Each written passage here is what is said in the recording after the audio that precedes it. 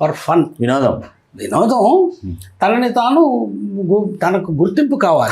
గుర్తింపు కావాలంటే ఒక రాయి వేయాలి, లేకపోతే పోలీస్ వ్యాన్ వెళ్తుంటే పోలీస్ వ్యాన్ తన్నాలి, ఎవడో అధికారి వచ్చాడంటే ఆడు కారిడోర్ మీద గట్టిగా కొట్టాలి. ఇవేమి సిద్ధాంతపరమైనటువంటి ఘర్షణకి చెందినవి కావు కదా. ఇది ఎప్పుడు ఉండనే ఉంది సొసైటీ. అయితే ఇప్పుడు తగ్గింది. ఇప్పుడు ఏంటంటే యూత్ ఆర్ మోర్ కాషస్.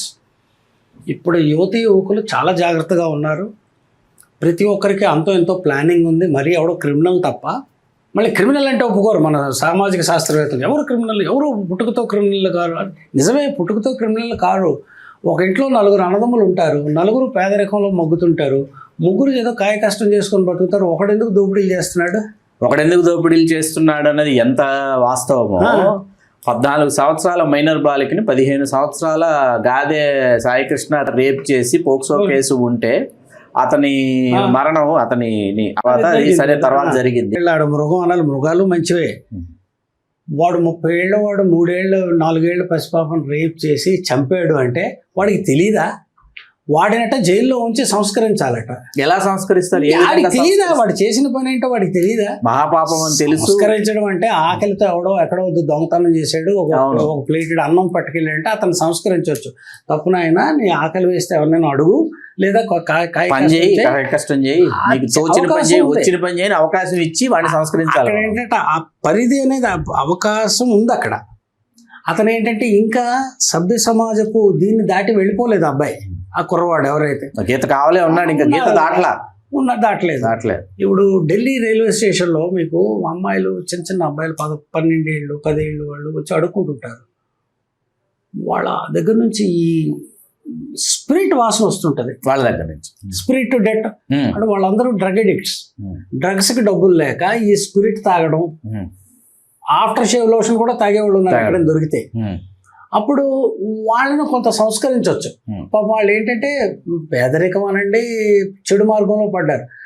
అన్నీ ఉండి శుభ్రంగా కడుపుకు తినే అన్నం ఉండి ఆ 4 ఏళ్ల పిల్లని రేప్ చేసి చంపాడు అంటే వాడు నా ఉద్దేశంలో జీవించడానికి అనర్హుడు. ఎందుకంటే మన దేశంలో క్యాపిటల్ పనిష్మెంట్ ఉంది కదా. ఉన్నప్పుడు యూజ్ చేయాలి దాన్ని. క్యాపిటల్ పనిష్మెంట్ ఈ కొంతమంది అతి లెఫ్ట్ అంటాను వాడు, అతి ఎడమవారు క్యాపిటల్ పనిష్మెంట్ ఉండకూడదు, అందరినీ ప్రేమతో చూడాలి. కానీ వీళ్ళు అభిమానించే చైనాలో 1000 రూపాయలు లంచగొండ ప్రూవ్ అయితే, రుజువు అయితే క్యాపిటల్ పనిష్మెంట్ ఉరి తీసేస్తారు చైనాలో. ఏ లెఫ్ట్ వారు అయితే చైనాని ప్రేమిస్తున్నారో వాళ్ళ దేశంలో మాత్రం ఇవి కుదరవు. వాళ్ళ దేశంలో హ్యూమన్ రైట్స్ ఉండకూడదు కదా. అయితే మళ్ళీ అంటే క్రైమ్, పార్టిసిపేషన్ ఇన్ క్రైమ్ అంటే పార్టిసిపేషన్ అనకూడదు, నేర సంబంధిత కార్యకలాపాలలో పాలు పంచుకోవడం అనేది పెరిగింది అనలేం, తరగలేదు మాత్రం. ఇంత సాంకేతిక పరిజ్ఞానం లభ్యమవుతున్నా ఇదివరకు 30 ఏళ్ల క్రితం కన్నా ఇప్పుడు కాస్త సుఖ సంతోషాలు లభ్యమవుతున్నా, మెటీరియల్ కంఫర్ట్స్ ఉన్నా, భౌతికపరమైనటువంటి విలాసాలనండి సుఖాలనండి దొరుకుతున్నా యువత ఎందుకంటే ఈ పార్టిసిపేషన్ ఇన్ క్రైమ్ ఎందుకంటే ఇది వస్తుంది గ్రీడ్, ఇంకా ఎక్కువ కావాలి, ఇంకా గడించాలి, ఇంకా ఆనందాలను అనుభవించాలి. అందులో కూడా ఈ సాంకేతిక పరిజ్ఞానం రకరకాల మీరు ఏది కావాలనుకుంటే అది చూడవచ్చు. ఈ చూసిన వాటిలో 50% అవాంఛనీయమైనటువంటి ఉంటాయి. ఈ అవాంఛనీయమైనటువంటి పదార్థాలు కానీ ఆ చిత్రాలు కానీ ఏదైనా వాట్ ఎవర్ దట్ మెటీరియల్ చూసిన వాడు అందులో 10% ఇన్ఫ్లుయెన్స్ అవుతాడు. లెట్ మీ టెస్ట్ దిస్, ఇది ప్రయోగాత్మక ఎక్స్పెరిమెంట్ చేస్తాను అనుకున్న వాళ్ళు ఉంటారు. ఇలాంటివి దే ఆర్ మిస్లెడ్. అందరూ చేయరు, అందరికీ వివక్షణ, విచక్షణ ఉంది. వివేచన, విచక్షణ, వివేకం ఈ 3 ఉండాలి కదా. ఉన్నాయి. తర్వాత మీరు ఇంకోటి చూస్తారంటే ఈరోజు యాజ్ ఆఫ్ నౌ యువత వర్క్ పార్టిసిపేషన్ అంటారు. వర్క్ పార్టిసిపేషన్ అంటే ఇది ఏంటంటే ఉపాధి రంగంలో ఉపాధిని తమకు తాము ఆర్జించుకుంటున్నారు. అది హయ్యెస్ట్ ఈరోజు అది తారస్థాయికి వెళ్ళింది.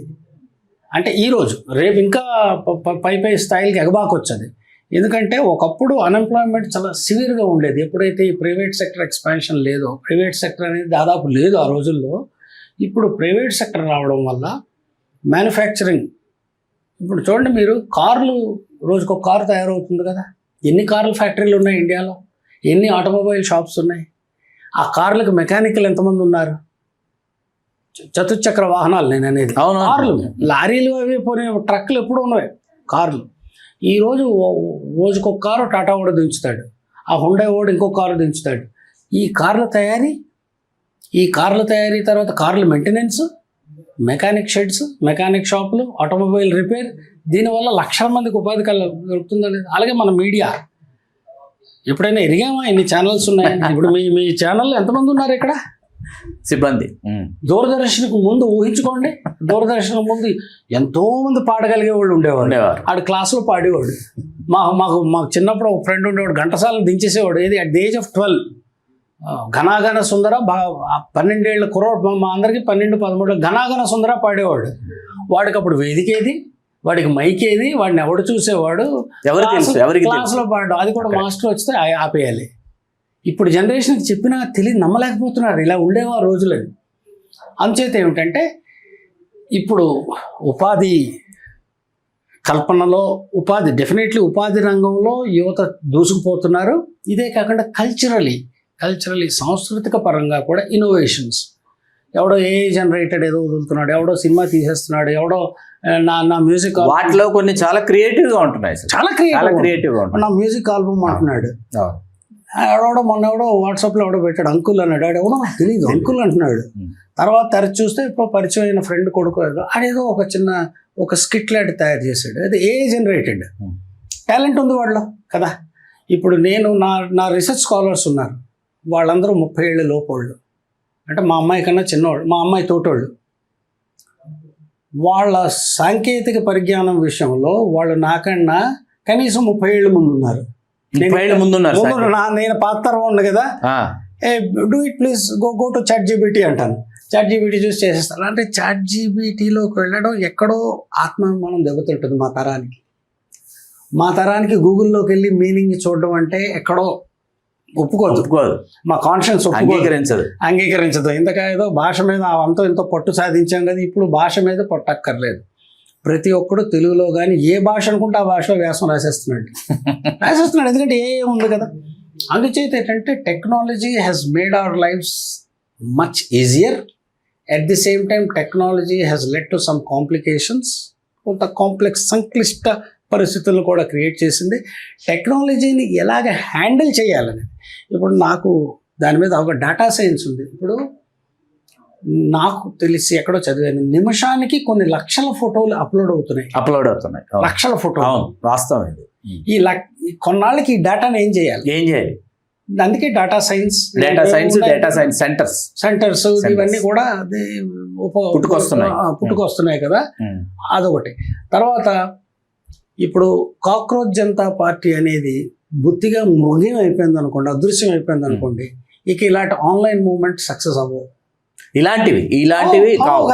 ఇది కానీ ఇదే కాలేదు అంటే ఇంకో 2-3 నెలల టైం ఉంది వీళ్ళకి. ఉంది. ఇదే కాలేదు అంటే ఈ 2-3 నెలల టైంలో 60 లక్షల సభ్యులు గల కాక్రోచ్ CJP అనేది తమ లక్ష్యాలను ఛేదించడంలో విఫలం అయిందనుకోండి, ఇక ఇలాంటి ఆన్లైన్ మూవ్మెంట్ సక్సీడ్ అవ్వవు. ప్రభుత్వమే చూపిస్తుంది, వ్యవస్థ చూపిస్తుంది, చూసారా ఏం చేశారు వీళ్ళు అని కదా, ఎత్తి చూపిస్తుంది కదా. దాంతో ఏంటంటే ఒకవేళ నిజంగా డొల్లతనం అనేది ఇందులో ఉంటే ఆ డొల్లతనం అనేది బహిర్గతం అయిపోతుంది, ఎక్స్పోజ్ అయిపోతుంది. అందుచేత ఏంటంటే ఈ ఆన్లైన్ మూమెంట్స్ వల్ల పెద్దగా ఒరిగేదేమీ లేదు. ఎందుకంటే మేధా పట్కర్ అనే ఆవిడ 2-3 దశాబ్దాలు కష్టపడితేనే సర్దార్ సరోవర్ డ్యామ్ యొక్క నిర్మాణాన్ని ఆపలేకపోయింది. సుప్రీంకోర్టు కూడా అంటే మహా అయితే ఆవిడ ఏంటంటే దాన్ని జాప్యం చేయగలిగారు. అది పోస్ట్పోన్ కాలయాపన కానీ ఆగలేదు కదా. చివరికి అత్యున్నత న్యాయస్థానం కూడా 2002-03 వాళ్ళకి దీనిగా ఇచ్చింది. అంది. దానివల్ల ఏంటంటే ఇప్పుడు కొన్ని వందల గ్రామాలు నిర్వాసితులు అయిపోయాయి, మునిగిపోయాయి. ఇంకా అది వేరే కదా. అంటే మేధా పట్కర్ స్వయంగా రంగంలోకి దిగి ఆవిడ జీవితాన్ని మొత్తం త్యాగం చేసి ఒక ప్రజా ఉద్యమాన్ని నిర్మిస్తే అదే సక్సెస్ అవ్వలేదు కదా. సక్సెస్ అవ్వు ప్రజా ఉద్యమాలు, హింసాత్మక ఉద్యమాలే సక్సెస్ అవ్వనప్పుడు ఈ ఆన్లైన్ యాక్టివిజం అనేది ఎంత వరకు విజయాన్ని సాధిస్తుందో మనం వేచి చూడాలి. శేఖర్ గారు, ఇవాళ భారతదేశం అంతా దేశవ్యాప్తంగా కనీ విని ఎరుగని విధంగా భారతీయ జనతా పార్టీ తమ యొక్క ఉనికిని నిలబెట్టుకుంటూ, ఉనికిని కాపాడుకుంటూ, లేని రాష్ట్రాల్లో కూడా పాగా వేస్తూ, ఒక విజయదుందుభి మ్రోగిస్తూ ముందుకు సాగుతున్నటువంటి ఈ వైనాన్ని, ఈ రాజకీయ వైనాన్ని మీరు ఏ విధంగా సిద్ధాంతీకరిస్తారు, సూత్రీకరిస్తారు? దీనిలో సూత్రీకరించడానికంటే ఇక్కడ మనం కొంత వెనక్కి వెళదాం. తప్పకుండా. రాజకీయాల మీద అవగాహన ఏంటంటే, భారతీయ జనతా పార్టీ అనేది it's political arm of RSS. RSS యొక్క పొలిటికల్ ఆర్మ్, రాజకీయ వేదిక, రాజకీయ వేదిక. వాళ్ళు 1925లో ఆర్ఎస్ఎస్ పెట్టారు. వాళ్ళు చాలా తెలివిగా ఎక్కడ ఆన్ పేపర్ వాళ్ళు ఈ పని చేశారు, వాళ్ళకి ఈ ఆస్తులు ఉన్నాయి, వాళ్ళు ఈ కలాపాల్లో ఉంటారని ఎక్కడ సోర్సెస్ లేవు. ఉండొచ్చు, ఆరోపణలు ఉన్నాయి, నిజంగా కొన్ని చేశారు వాళ్ళు, అందరికీ తెలుసు. అదే వాళ్ళంత జాగ్రత్తగా తమ కాడర్స్ని కాపాడుకుంటూ, అన్నిటికంటే మొట్టమొదటి విషయం ఏంటంటే వాళ్ళు ఆ రోజు ఉధృతంగా సాగుతున్న స్వాతంత్ర పోరాటంలో పాల్గొనలేదు. ఎందుకు పాల్గొనలేదంటే దేశభక్తి లేదా అంటూ ఉంటుంది. దేశభక్తి లేకుండా కానీ వాళ్ళు ఏంటంటే జాతీయవాదులు అయినప్పటికీ ఈ ఉద్యమంలో వాళ్ళు బహుశా అనుకుని ఉంటారు కాంగ్రెస్ వల్ల రాదు, ఈ చాలా ఇంకా డిలే అనుకున్నారు. కానీ వాళ్ళు పుట్టిన 22 ఏళ్ళకి స్వాతంత్రం వస్తుంది ఊహించి ఉండకపోవచ్చు. వాళ్ళు రాష్ట్రీయ స్వయం సేవక్ సంఘ్ పుట్టిన 22 ఏళ్ళకి కదా, 25 అంతే.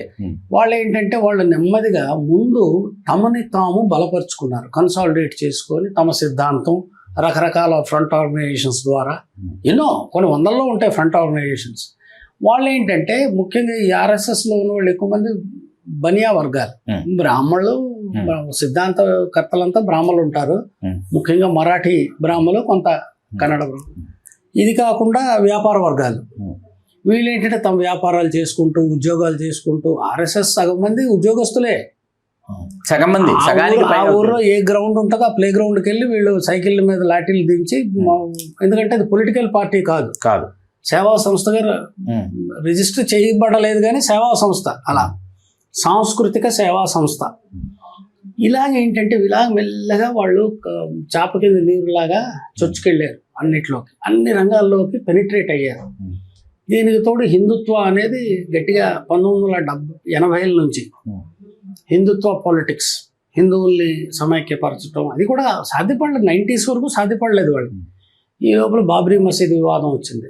ఇది కాకుండా ముస్లింల యొక్క ఎపీజ్మెంట్, సంతుష్టీకరణ అంటారు కదా, మైనారిటీస్ని బుజ్జగించడం, అది కూడా కాంగ్రెస్ వాళ్ళు కొంత ఎక్కువ చేశారు, ఈ ఇన్ని కారణాల వల్ల ఏంటంటే తర్వాత ఆర్ఎస్ఎస్ అంటే ఏదో డిసిప్లైన్డ్ ఆర్గనైజేషన్, వీళ్ళు చాలా మంచివాళ్ళు అనే అభిప్రాయం కూడా ప్రజల్లో కలిగింది, కల్పించారు. రెండును మంచివాళ్ళు ఉన్నారు ఆర్ఎస్ఎస్లో కూడా, సింపుల్ లైఫ్స్ లీడ్ చేసేవాళ్ళు చాలామంది ఉండేవారు. ఇవన్నీ కారణాలు, పటిష్టమైనటువంటి వ్యవస్థ, ఆర్గనైజేషనల్ స్ట్రెంగ్త్ వాళ్ళకు ఉంది, నిర్మాణాత్మకమైనటువంటి, ఈ తర్వాత మేనేజ్మెంట్ స్కిల్స్ వాళ్ళు బాగా వంట పట్టించుకున్నారు.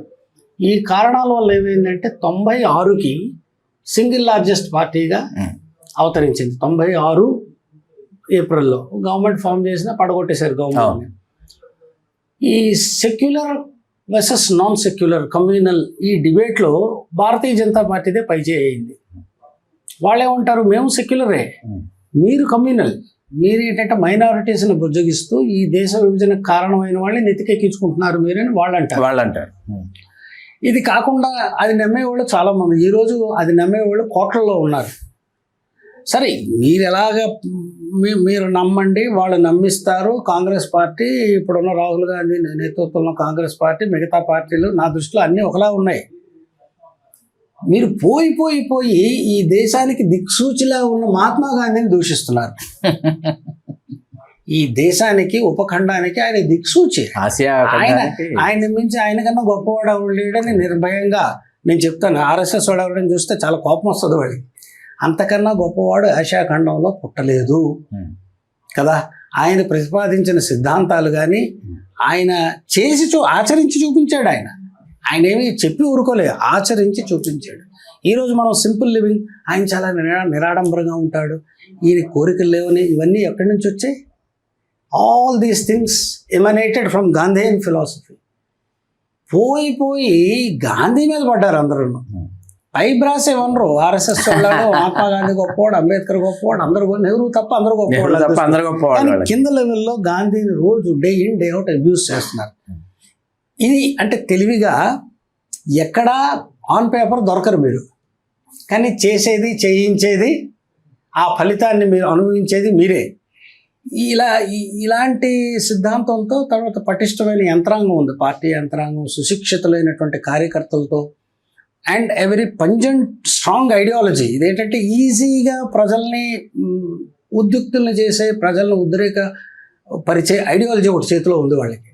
దాంతో ఏంటంటే అప్రతిహతంగా ముందుకు. ఈవీఎం అనేది ప్రూవ్ అవ్వలేదు, ఈవీఎం అంటున్నారు. కానీ ఇప్పుడు మమతా బెనర్జీ ఉన్నారు, నా బెంగాలీ ఫ్రెండ్స్ చాలామందిని అడిగాను, వాళ్ళు అరుణాచల్ ప్రదేశ్, మిజోరాం, నేను ఎక్కడెక్కడైతే అక్కడంతా బెంగాలీ వాళ్ళు వెస్ట్ బెంగాల్ నుంచి వచ్చి టీచింగ్లో ఉన్నారు. అంతవరకు భారతీయ జనతా పార్టీని వ్యతిరేకించేవాళ్ళు కూడా మొన్న వేశారు. ఎందుకంటే ఈ బంగ్లాదేశీల ఆగడాలు ఎక్కువైపోతున్నాయి. మేబీ కొంత శాతం ఉంటే అది కొంత అది ఎక్కువ చేసి చూపించి ఉండొచ్చు, ప్రొజెక్ట్ చేసి ఉండొచ్చు. ఆగడాలు ఎక్కువైపోతున్నాయి, మేము భరించలేకపోతున్నాం. తర్వాత బంగ్లాదేశీయులని, రోహింగ్యాలని, ఓవరాల్గా ముస్లిమ్స్. ఇంకొకటి చూడండి, మీకు తెలుసు నా సిద్ధాంతపరంగా ఐఎమ్ ఓరియంటెడ్ టువర్డ్స్, నేను Gandhi, I'm admirer of Gandhi, Ram Manohar Lohia, Nehru, Subhash Chandrabose, జాతీయ ఉద్యమంలో పాల్గొన్న వాళ్ళందరినీ రోజుకు ఒకసారి స్మరించుకుంటాను. జయప్రకాష్ నారాయణ్. ఏనాడు నేను బీజేపీకి కనీసం ఇంక్లినేషన్ కూడా నాలో కనబడదు. కానీ సిఏఏ ఉంది, సిఏఏలో తప్పేమిటి? సిఏఏ సిటిజన్స్ అమెండ్మెంట్ యాక్ట్ అనేది నెహ్రూ లియాఖత్ అలీ ఖాన్ ప్యాక్ట్ ఉండేది. మా దేశం నుంచి హిందువులు మీ దగ్గరకు వస్తే మీరు సిటిజన్షిప్ ఇవ్వాలి, మీ దేశం నుంచి ముస్లిమ్స్ మా దగ్గరకు వస్తే స్థూలంగా అది ఆ ప్యాక్ట్ 53, 52, 51లోనో నెహ్రూ లియాఖత్ అలీ ప్యాక్ట్ అంటారు. ఈరోజు వీళ్ళు అన్నది కరెక్టే కదా. హిందువులు ఆఫ్ఘనిస్తాన్, పాకిస్తాన్, బంగ్లాదేశ్, ఈ 3 దేశాల్లో హిందువులు, క్రైస్తవులు, సిక్కులు, పార్సీలు, జైనులు, బౌద్ధులు ఎవరైనా కానీ పెర్సిక్యూషన్ ఎదుర్కొన్నట్లయితే వారికి మేము ఆశ్రయం కల్పిస్తాం. ఎందుకంటే ఇందులో క్రైస్తవం తప్ప మిగిలిన మతాలన్నీ కూడా భారతదేశంలో పుట్టినవే. సిక్కు మతం, హిందూ మతం, బౌద్ధ మతం అన్ని భారతదేశంలోనే పుట్టాయి. పార్సీలు కూడా మోరర్లెస్ భారతదేశంలోనే కదా వాళ్ళ మనుగడంతా సాగింది. పారిపోయి ప్రాణాలు అరచేతిలో పెట్టుకొని వచ్చి ఇక్కడికి వచ్చి వాళ్ళు ఇక్కడ చాలా అభివృద్ధి చెందారు, దేశానికి కూడా ఎనలేని సేవలు అందిస్తున్నారు కూడా వాళ్ళు. అయితే క్రైస్తవులు ఇప్పుడు పాకిస్తాన్లోనో, ఆఫ్ఘనిస్తాన్లోనో, బంగ్లాదేశ్లో ఉన్న క్రైస్తవులు కూడా భారతీయులే కదా, ముస్లింలు భారతీయులే, మనందరి రక్తం ఒకటే. కానీ మత విభజన అనేది, రిలీజియస్ డివైడ్ ఈజ్ వెరీ స్పష్టమైన విభజన రేఖ. అది ఆర్టిఫిషియల్ అంటారు కొంతమంది, న్యాచురల్ విభజన రేఖ. సిఏఏని ఇప్పుడు ఈ కాక్రోచ్ జనతా పార్టీలో సిఏఏ డౌన్ అన్నాడు ఎవడో. దానివల్ల ఏమైంది, లక్ష్యం పెడదారిని పడుతుంది, పెడదారి పట్టింది. నువ్వు ఆ సిఏఏలో అక్కడ నీట్ ఎగ్జామ్ పేపర్ లీక్ గురించి మాట్లాడుతూ దాని మీదే ఉద్యమం చేస్తూ నువ్వు ఇంకేదో ఈవీఎం డౌన్ అంటే కుదరదు కదా. నీ లక్ష్యాన్ని నువ్వు ఛేదించే క్రమంలో ఇలాంటివన్నీ కూడా అవరోధాలు. అంచేతంటే సిఏఏ ఉంది, CAA is correct, CAA implement చేయలేకపోతున్నారు వాళ్ళు. తర్వాత సిటిజన్స్ కాని వాళ్ళు ఓటర్ లిస్టులో ఉండకూడదు, ఎస్. కానీ వీళ్ళు ఆ నెపంతో ఓటర్లను కూడా తొలగించేయడం అనేది తప్పు, ఉండకూడదు. బంగ్లాదేశ్ వాడికి ఇక్కడ సంబంధం ఏంటి, ఎందుకు ఉండాలి, ఆయన ఓటర్గా ఎందుకు ఉండాలి కదా. ఇలాంటివి మనం ఇలాంటి విషయాలపైన కూడా కొంత చర్చించాలి. శేఖర్ గారు, దేశ విభజన అనంతరం ముస్లింలందరినీ భారతదేశం నుంచి పంపించేయండి అని డాక్టర్ బిఆర్ అంబేద్కర్ గారు అన్నారని అంటారు. నేనైతే నమ్మను, కానీ అసలు ఏం జరిగింది? ఇది మళ్ళీ లేదు చిక్కు ప్రశ్న. This will invite lot of ranker criticism. అది అంటే సిఏఏ అనగానే నాకు ఇది గుర్తు. ఆయన అన్నారు ఖచ్చితంగా అన్నాడు ఆయన. అంటే ఆయన రికార్డెడ్ ఎవిడెన్స్ ఉంది. థాట్స్ ఆన్ పాకిస్తాన్లో అసలు నాకు ఒకటి అర్థం కాని విషయం ఏమిటంటే, అంబేద్కర్ గారు ఇస్లాంని తెగనాడినంత ఆ సమయానికి ఆర్ఎస్ఎస్ వాడు కూడా, సావర్కర్ కూడా అనలేదు. అన్ని మాటలు అన్నారు ఆయన. అంబేద్కర్ గారు అన్నారు ఇట్స్ ఎ క్లోజ్డ్ కార్పొరేషన్ అన్నాడు ఆయన. ఇస్లాం అనేది క్లోజ్డ్ కార్పొరేషన్. ఈ భాయిచారా అంటారు కదా, బ్రదర్హుడ్ అనేది వాళ్ళలో వాళ్ళకే బ్రదర్హుడ్. ఇతర మతాల వారికి మధ్య సౌభాతృత్వం అనేది ఉండదు, ఆ భాతృభావన అనేది ఉండదు అంటూ ఆయన కొంత సజెషన్స్ ఇచ్చాడు. మీరు రిఫర్ చేయండి, అది ఎవిడెన్స్ ఉంది. ఏంటంటే ఎక్స్చేంజ్ ఆఫ్ పాపులేషన్స్, పాకిస్తాన్ నుంచి హిందువుల్ని ఇక్కడి నుంచి ముస్లింలని అటు పంపించేద్దాం అన్నాడు. అది ఎంత ఇంప్రాక్టికల్, చాలా ఇంప్రాక్టికల్, దుస్సాధ్యం. ఒక మీటింగ్కి 10,000 మందిని తీసుకెళ్ళడానికి ఆ రోజుకి ట్రక్కులు ఉండవు, వాళ్ళకి టిఫిన్లు ఉండవు, వాడు వచ్చినోడు పారిపోతాడు, మంచినీళ్ళు ఉండవు, వచ్చినోడు ఉండడు తినగా చివరి వరకు కదా. అలాంటిది ఇంత సువిశాలమైనటువంటి భారతదేశం అంటే కర్ణాటకలో ఉన్న ముస్లింని ఎలా పంపిస్తారు మీరు? కొన్ని పంజాబ్లోనో బెంగాల్లో ఉన్నోళ్ళు సరిపోవచ్చు, వాళ్ళని అట్నుంచి పక్క అపార్ట్మెంట్లోకి వెళ్ళిపోండి, ఆ అపార్ట్మెంట్లో ఇందులోకి రండి అన్నట్టు నుంచి అటు వెళ్తే అదే కష్టం. అదే జరగలేదు ఈ దేశంలో, జరగలేదు. అది జరగనప్పుడు ఆయన ఎందుచేతనో ముందు నుంచి కూడా ఇస్లాంకి వ్యతిరేకంగానే స్టాండ్ తీసుకున్నారు. చాలామందికి తెలియదు, అది తెలిసిన వాళ్ళు తెలియనట్టు ఉంటారు, బయటకు చెప్పరు, కానీ అది ఉంది ఆయనలో.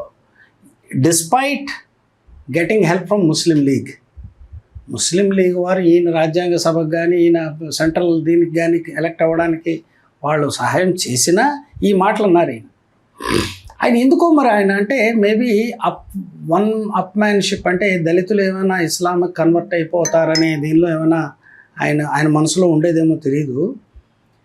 52లో ఈ బ్యాక్వర్డ్ క్లాసెస్ మీద కమిషన్ వేయమని, బ్యాక్వర్డ్ క్లాసెస్ గురించి కాంగ్రెస్ పట్టించుకోవట్లేదు విమర్శలు చేశారు ఆయన.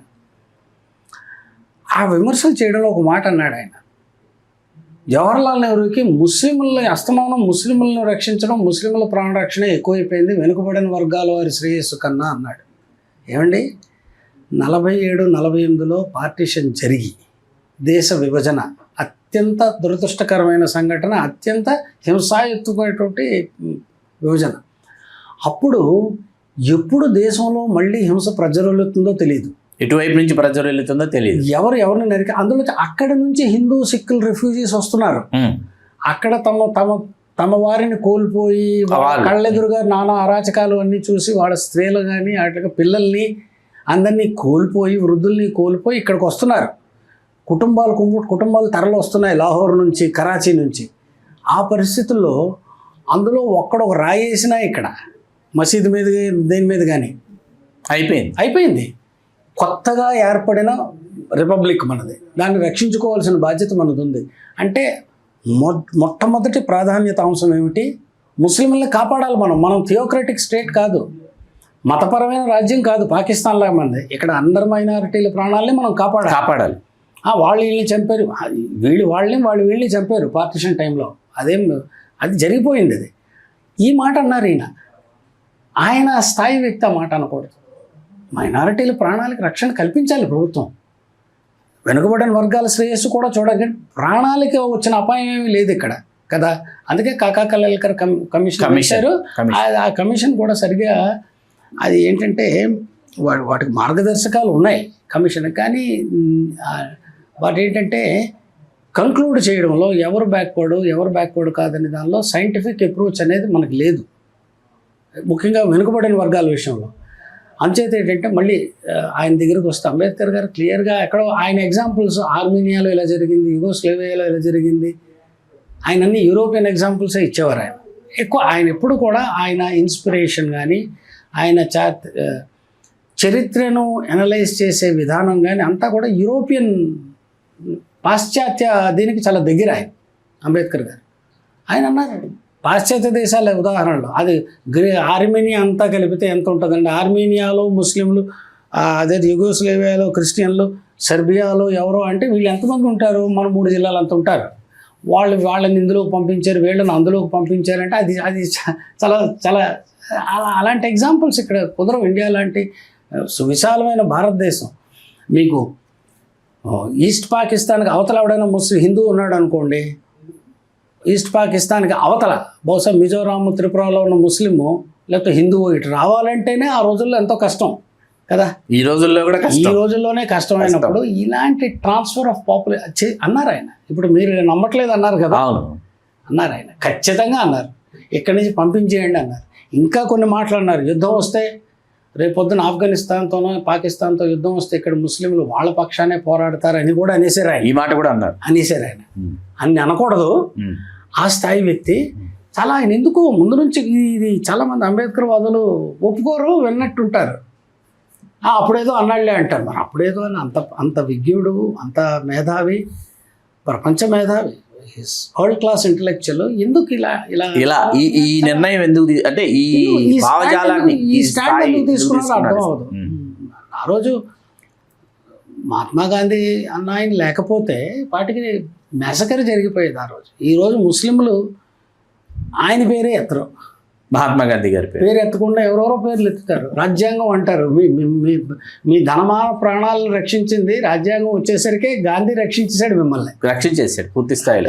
49-50లో వచ్చిన ఈరోజు వారు కూడా ఈక్వల్గా అందరితో పాటు దీనిగా బ్రతుకుతున్నారు అంటే, జీవిస్తున్నారు, మనుగడ సాగిస్తున్నారు. ఇక్కడ రాష్ట్రపతులు అవుతున్నారు, ప్రధానమంత్రులు, ముఖ్యమంత్రులు, కేంద్ర మంత్రులు, గవర్నర్లు అవుతున్నారు అంటే క్రీడాకారులు. క్రీడా సాంస్కృతిక రంగాల్లో వాళ్ళని ఎవరు కాదనరు కదా. సినిమా రంగంలో కూడా, హిందీ సినిమా రంగంలో శాసిస్తున్నది. ఇప్పుడు కాదు, ఎప్పుడు కూడా కవులు కానీ, సంగీత దర్శకులు కానీ, నటీనటులు కానీ మిమ్మల్ని ఎవరు అడ్డంకులు సృష్టించలేదు. ఇండియా స్టార్లు, దిలీప్ కుమార్, మీనా కుమారి, నర్గీస్, వీళ్ళంతా ఎవరు? అంచేత ఏంటంటే ఇక్కడ ఓకే ఇప్పుడు ఈ తరానికి అర్థమయ్యేలా చెప్పాలంటే షారుఖ్ ఖాన్, సల్మాన్ ఖాన్, అమీర్ ఖాన్, సైఫ్ అలీ ఖాన్, వీళ్ళు నలుగురు గొప్పనట్ల. ఎంఏకే పటోడి 10 ఏళ్ళు ఇండియా కెప్టెన్ చేశాడు. ఆయన కంటే గొప్ప క్రీడాకారుడు లేక కాదు, కేవలం ఆయన బ్యాక్గ్రౌండ్ వల్ల. ఆయన అద్భుతమైన క్రీడాకారుడు. ఆయన బ్యాక్గ్రౌండ్ చాలా హెల్ప్ చేసింది ఆయనకి. ఇంగ్లీష్లో మాట్లాడాలి, ఇది జెంటిల్మెన్స్ గేమ్ ఇది. దీనిలో ఏంటంటే ఆ నార్మ్స్ అన్నీ కూడా వెస్ట్రన్ నార్మ్స్ పాటించాల్సినవి. అందుకు ఆయన కెప్టెన్ చేసింది మేనేజ్మెంట్, క్రికెట్ బోర్డు. 10 ఏళ్ళకి పైగా కెప్టెన్గా ఉన్నాడు ఆయన. అజారుద్దీన్ ఉన్నాడు. ఇవన్నీ ఎవరి వల్ల సాధ్యమయ్యాయి అంటే మహాత్మా గాంధీ వల్ల సాధ్యమయ్యాయి. ఆయన ఏంటంటే much to the chagrin of Patel, Nehru, ఏంటి ముసలాయన ఇలాగా. కొంతమంది శేఖర్ గారు వాళ్ళు వాదిస్తుంటే ఎట్లా ఉంటే, అసలు అంబేద్కర్ గారు వచ్చి రాజ్యాంగం రాసేంత వరకు అసలు స్త్రీలు చదువుకోలేదు, ఇలాంటి విషయాలు కూడా కొంతమంది వాదిస్తుంటారు. ఇంకేం చేయగలం వాదిస్తే? డేటా ఉంది కదా. ఉంది మనకు. శూద్రులు అంటే నేను ఒకటే అడిగాను మా మిత్రులు, శూద్రులు అంటే మీ దృష్టిలో ఎవరు? శూద్రులు అంటే అంటరాని వారు కాదు. వాళ్ళు బలీయమైనటువంటి సామాజిక వర్గాలు, ఆధిపత్య వర్గాలు. వాళ్ళు రాజ్యాలు లేరు వాళ్ళు. శూద్రులు. శివాజీ ఎవడు శూద్రుడు. శివాజీ బ్రాహ్మడు, క్షత్రియుడు కాడు, పంచముడు కాదు. శూద్రుడు. శ్రీకృష్ణదేవరాయలు శూద్రుడు, కపిలేంద్రదేవ్ శూద్రుడు, రంజిత్ సింగ్ శూద్రుడు. ఇంకా ఎవరోళ్ళు హోయసాలలు, రాష్ట్రకూట్లు శూద్రులే. శూద్రులు రాజ్యాలే. ఖారవేలుడు చాలా మగధ సామ్రాజ్యాన్ని స్థాపించాడు ఆయన. మహామేఘ వాహన వంశం ఆయన శూద్రుడు. శూద్రులు ఎప్పుడు పరిపాలకులే. మధ్య మధ్యలో బ్రాహ్మణులు దూరి కొంచెం మ్యానిపులేట్ చేసి డామినేట్ చేశారు కానీ శూద్రులు ఎప్పుడు పరిపాలకులే. తర్వాత స్త్రీలు చదువుకోలేదంటే మరి రాజ్యాంగ సభలో కాన్స్టిట్యూంట్ అసెంబ్లీలో 15 మంది స్త్రీలు ఎలా వచ్చారు? అందులో ఒక దళిత స్త్రీ కూడా ఉంది. అందులో ఆవిడ పేరు కేరళ నుంచి వచ్చింది, వేలాయుధన్, దాక్షాయిణి వేలాయుధన్ ఏదో ఆవిడ పేరు. అంచేది ఏంటంటే ఏనాడో ఆక్స్ఫర్డ్లో అంటే మన హార్వర్డ్లో వెళ్ళి శూద్రులు చదువుకున్నారు, కమ్మరెడ్లు, కాపులు చదువుకున్నారు. రాజ్యాంగం వచ్చేటంటే నో డౌట్ ఎస్సీలకు, ఎస్టీలకు ఈ రాయితీలు కల్పించడం ద్వారా, రిజర్వేషన్ కల్పించడం ద్వారా వాళ్ళు ఆత్మగౌరవంతో జీవించడానికి అవసరమైనటువంటి పునాదిని కల్పించారు. బలమైనటువంటి పునాదిని డాక్టర్ అంబేద్కర్ గారు కల్పించారు. ఏంటంటే రాజ్యాంగం అనేది జాతీయోద్యమానికి కొనసాగింపు, ఒక రకంగా ముక్తాయింపు. It's a concluding chapter of nationalist movement is constitution of India కదా. వీళ్ళు ఎన్నికైన వాళ్ళందరూ ఎవరు? కాంగ్రెస్ వాళ్ళు. ఆ రోజు ఫ్రీడమ్ మూవ్మెంట్ లో పాల్గొన్న వారు ఎక్కువ మంది, కొంతమంది కాదు. వాళ్ళు ఏంటంటే ఆ స్ఫూర్తితో, ఆ స్పిరిట్తో రాజ్యాంగ రచనకు పూనుకున్నారు. అప్పుడు ఏంటంటే మహాత్మా గాంధీ ఏమన్నారంటే the best man to handle this job is Ambedkar. ఆయన అస్పృశ్యత వల్ల ఆయన సఫర్ అయ్యాడు కనుక ఆయనే రాయాలి. చూసారా ఎంత గొప్ప ఐడియాలో. అదేదో కాదంటారు కానీ వీళ్ళు. సినిమాలో కూడా మమ్ముట్టి గారు నటించింది సాధికారిక చిత్రం ఇవాళకి డాక్టర్ అంబేద్కర్ జీవితం మీద. అంబేద్కర్ గారి జీవితానికి సంబంధించి అంబేద్కర్ గారిని నియమించిన తర్వాత గాంధీ, నెహ్రూ గారుల మధ్య ఒక సన్నివేశం ఉంది. నెహ్రూ వద్దంటారు. నెహ్రూ వద్దంటే గాంధీ గారు ఏమన్నారంటే అదేదో తప్పు జరిగితే దానిని అంబేద్కర్ మీద నెట్టివేయచ్చు, అర్థమైంది అనేది గాంధీ గారిని ఆ కోణంలో చూపించినటువంటి సన్నివేశం అది చాలా తప్పు. అది చాలా తప్పు. ఆ గాంధీ, మహాత్మా గాంధీ ఆ లెవెల్కి ఎవడన్నా తప్పు చేస్తే వాడి మీద నెట్టేద్దాం ఆ లెవెల్లో లేడు ఆయన. గాంధీ ఎప్పుడు కూడా. మరొక సన్నివేశం కూడా ఏంటంటే, పిలిపించుకున్న తర్వాత మీరు నాకు ఉత్తరం రాస్తే నేను వచ్చానని అంబేద్కర్ గారు సబర్మతి ఆశ్రమంలో గాంధీ గారితో చెప్తారు. మమ్ముట్టి గారు పోషించింది అంబేద్కర్ గారి పాత్ర. నేను ఎప్పుడు రమ్మన్నాను గాంధీ గారు అంటే, మీరు ఉత్తరం రాస్తేనే కార్డు రాస్తేనే నేను వచ్చాను అనుకుంటారు. ఆ తర్వాత అతన్ని పూనా బ్రాహ్మణ్ అనుకున్నాను నేను అంటాడు ఆయన. అంటాడు ఈయనెవరో దళితుల వైపు పుచ్చుకున్నాడు, పుచ్చుకున్న పూనా బ్రాహ్మణ్ అనుకున్నాను నేను, కానీ అతను దళితుడని తెలియలేదు. విద్వత్తుంది ఆయనలో. అంటే పడకపోవచ్చు, ఎందుకంటే రాజకీయంగా రైవలరీ ఉంది. ఇద్దరు మార్గాలు వేరు కదా. ఈ ఇద్దరు మార్గాలు వేరు, ఇద్దరు లక్ష్యాలు వేరు ఉండొచ్చు, డిఫరెన్స్ ఆఫ్ ఒపీనియన్ ఉండొచ్చు. కానీ ఈరోజు ముస్లిం సోదరులు నిజంగా వాళ్ళు ఈరోజు మనుగడ సాగిస్తున్నారు. రాజ్యాంగం కల్పించిన అన్ని హక్కులు అనుభవిస్తున్నారు వితౌట్ ఎనీ డిస్క్రిమినేషన్. అంటే దీనికి కారణం జాతీయోద్యమం. అవును, జాతీయోద్యమంలోనే పాల్గొని జాతీయోద్యమ ప్రభావం కావచ్చు, జస్టిస్ పార్టీ ప్రభావం కావచ్చు. జస్టిస్ పార్టీ కూడా ముస్లింలు అంటూ కాదు. మనకు తర్వాత గాంధీ, అంబేద్కర్ అని మాట్లాడుకుంటే అక్కడి నుంచి మనం దక్షిణాదికి వచ్చేటప్పటికి ఏమవుతుంది, దక్షిణ భారతావనికి వచ్చేటప్పటికి పెరియార్ ఈవి రామస్వామి నాయకర్ గారి ఉద్యమం అదొక మరొక రూపాన్ని అంటే అదేంటే అది నాన్ బ్రాహ్మిన్ వ్యతిరేక ఉద్యమంగానే యాంటీ బ్రాహ్మిన్ ఉద్యమం అనండి. It is against the hegemony of Brahmins. అంటే అది కన్ఫైన్డ్ అక్కడికే, ఆ ప్రాంతానికి. జస్టిస్ పార్టీ ఎప్పుడు ముస్లిం, హిందూ, కమ్యూనల్, సెక్యులర్ ఆ యాంగిల్ మీద వెళ్ళలేదు. ఎప్పుడు డైకోటమీ వెళ్ళలేదు. It is Indian National Congress. ఆ రోజు Indian National Congress, Rahul Gandhi Indian National Congress, ఆనాటి భారత జాతీయ కాంగ్రెస్. అది ఒక మహోన్నతమైనటువంటి సంస్థ, అది ఒక విస్తృతమైనటువంటి వేదిక. ఎవరైనా రావచ్చు, ఎవరైనా పోవచ్చు, అలా లూజ్గా ఉంచారు దాన్ని. ఎవడేడు మొన్నటి వరకు ఎందులో ఉన్నాడు, అలాగే ఏమీ లేదు. అది చాలా అందుకే మీరు చూడండి, మీరు ఢిల్లీలో ఒకసారి అక్బర్ రోడ్కి ఆ కాంగ్రెస్ ఆఫీస్కి వెళ్ళండి, చక్కగా మీరు అమీర్పేట అక్కడ తిరుగుతున్నట్టు ఉంటుంది. చాలా ఆహ్లాదకరంగా, ఉల్లాసంగా. ఎవడు పెడతాడు ఏదో మాట్లాడుతుంటారు, బీడీలు కాల్చుకున్న బీహార్ వాళ్ళు ప్రగల్భాలు పలుకుతుంటారు. నిన్నే మేడంని కలిశానంటాడు ఒకడు, ఈ లోపల నాయకులు వస్తారు. ఆ క్యాంటీన్ కూడా ఎలా ఉంటుందంటే, అదే ఇప్పుడు చెప్పాను కదా, మన అమీర్పేట దగ్గర చుట్టూ టీ దుకాణాలు లాంటి క్యాంటీన్లో మణిశంకర్ అయ్యర్లు వీళ్ళందరూ వెళ్ళి టీలు తాగుతారు. ఇదంతా ఎక్కడి నుంచి వచ్చింది? ఇప్పుడు వాళ్ళు చేతిలో పెడితే అది స్టార్ హోటల్ చేసేస్తారు.